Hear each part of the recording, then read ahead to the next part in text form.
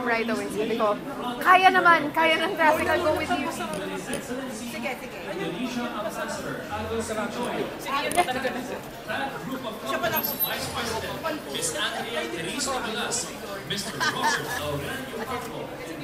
Kasi yung nagagalit si June. Yan, Rian. Hi. Nakakatuwa.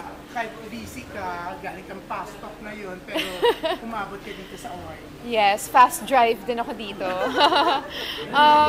Well, as I said earlier, Sam has always naman done his very best na maging present for me, to be supportive towards me. Nandun din siya sa premiere, diba, ng mga movies ko.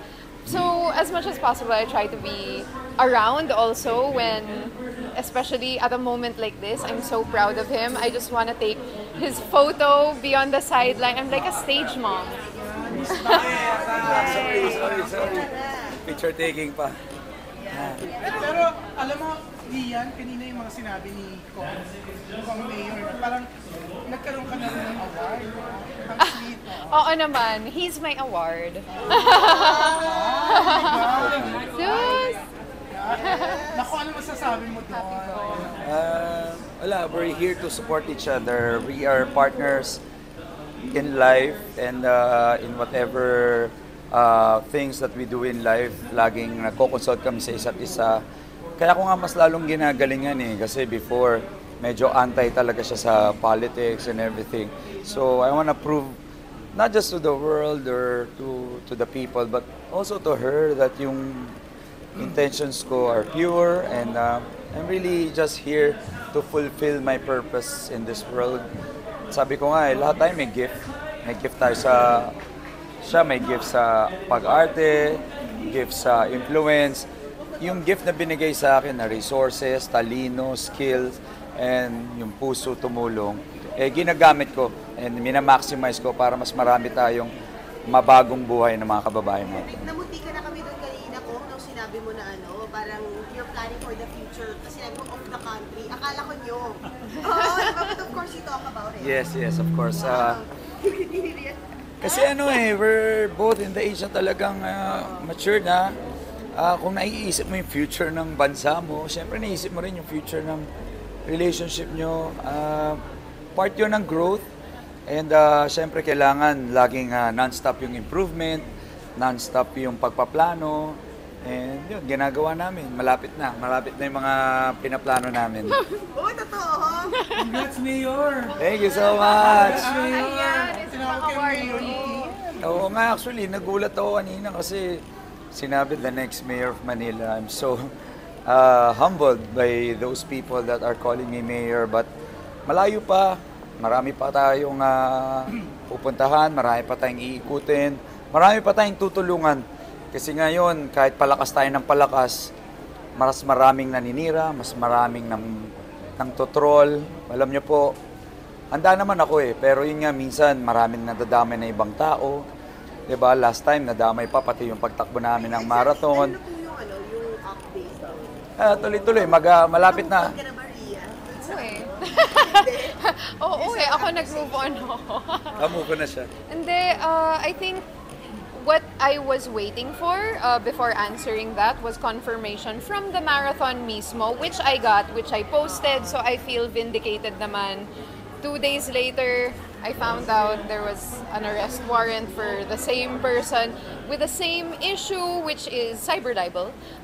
But it had nothing to do with ours. So I was like, okay, so this is a track record. And I think if God did something na, I don't need to do anything anymore. So that's why I'm super over it and just celebrating my wins. Exactly. Pero Rian, Kong Mayor said kanina nga na yung mga trolls, mga bashers, anong support? Anong sinasabi mo sa kanya? Ay, ang ganda ng mga sinasabi niya sa akin. Well, you know naman, I'm very used to it na. I've seen it from a very young age. I know what trolls and bashers can do to, your truth and your self-esteem. And, ayun, binibigyan ko lang talaga ng advice na most of the time, the advice is wag pansinin. Pag medyo foul na daw, pwede ding, if you need to make an example of what not to do, then you have to do it. Bigyan ng leksyon. Oh, ang ganda ng sinabi ni Rian, no? Kong Mayor. Kasi parang sa ganun na ano niya, yung pananaw niya, parang mas nare-relax ka. Oo, kasi lagi niya sinasabi. Kasi minsan, medyo nasasaktan din talaga ako eh. Medyo bago ako dito eh. Kasi yung sa akin, ginagastusan eh. Hindi to organic trolls eh. Ito talagang they're spending millions para basagin yung mga ginagawa ko. Imagine mo, tumutulong ka na lang, binabasag pa. Ewan ko sa mga ganito kasamang tao, kung ganyan ang mga kalakaran nila, sabi ko nga, hindi naman magtatagumpay pag ganyan ang mga pinanggagalingan. Lagi sinasabi ni Rian sa akin na, huwag mo pasinin, hindi mo naman sila kilala eh. Yung mga tunay na nakakilala sa'yo at yung mga supporters mo, yun ang dapat na mas pahalagaan mo at ituloy-tuloy ko lang daw yung mga ginagawa kong kabutihan sa mga kapwa natin. Rian, Christmas wish mo kay Kong Sam, tsaka sa Sam. Oh my gosh, my Christmas wish for you is sana marami ka pang energy and adrenaline to do all the things that you need to do every single day. Sobrang busy niya. Sana bigyan ka ng enough time mag-rest also ni Lord. Kulang ang 24 hours talaga a day. We really need 36 hours a day to accomplish everything, but He really does His best. So yeah, may He guide you. Just wisdom. Thank you, Bubu. Ako, gusto ko muna magpasalamat kasi hindi lang Humanitarian of the Year yung award sa akin eh. Inawardan yung Dear SV as the Outstanding Achievement Award for the Public Service Program Excellence, tsaka yung pagiging Public Service Program host ko.